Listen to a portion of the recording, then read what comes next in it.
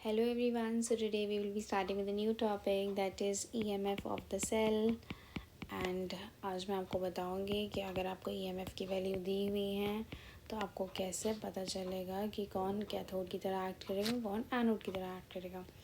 देखो EMF of the cell क्या होता है पहले तो मैं दोबारा से बता देती हूँ, ऑल्दो ये हम लास्ट क्लास में कर चुके हैं। E of cell is equals to E cathode minus E anode, provided कि ये वैल्यूज़ किस फॉर्म में होनी चाहिए, ये वैल्यूज़ होनी चाहिए in terms of reduction potential. दोनों की वैल्यूज़ किसकी टर्म्स में आपको लेकर आनी है, in terms of reduction potential. Okay, अब बेटा नेक्स्ट इम्पॉर्टेंट बात ये आती है, एक तो चीज़ें आप समझ लीजिए। देखो बेटा, आप एब्सोल्यूट नहीं निकाल सकते, we can not find absolute value या absolute potential of single electrode। ठीक है, क्यों नहीं निकाल सकते आप सिंगल का? आप एक बात बताओ, अगर मैंने इसको इसके साथ कंबाइन किया तभी तो इलेक्ट्रॉन का फ्लो चाहे यहाँ हो या चाहे यहाँ हो तभी फ्लो होगा, तभी करंट फ्लो करेगा, तभी इलेक्ट्रॉन की गेन या लॉस होगी ना।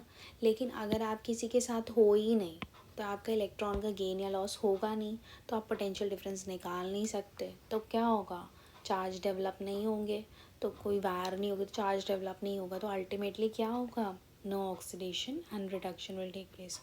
So we cannot find out the absolute potential of this single electrode because for that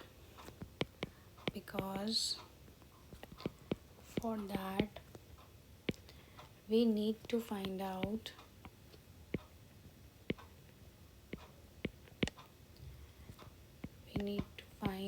potential difference।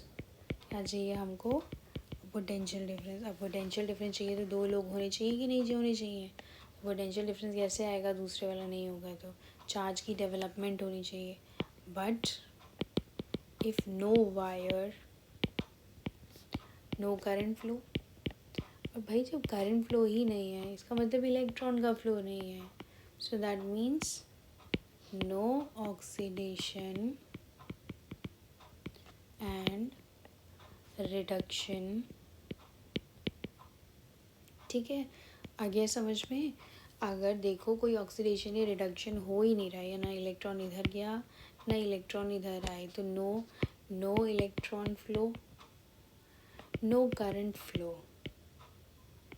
तो जब दोनों में से कोई भी चीज़ नहीं हुई तो मुझे बताओ पोटेंशियल डिफरेंस आप कैलकुलेट नहीं कर पाओगे। तो अगर पोटेंशियल डिफरेंस कैलकुलेट नहीं कर पाओगे तो आप एक एब्सोल्यूट वैल्यू कैसे बता सकते हो? तो आपको पोटेंशियल डिफरेंस तो तभी मिलेगा ना जब आप उसे किसी के साथ क्लब करोगे। ठीक है, अच्छा अब देखो नेक्स्ट पार्ट जो कि बहुत बहुत इम्पोर्टेंट है, how to decide which one is going to act as cathode and anode।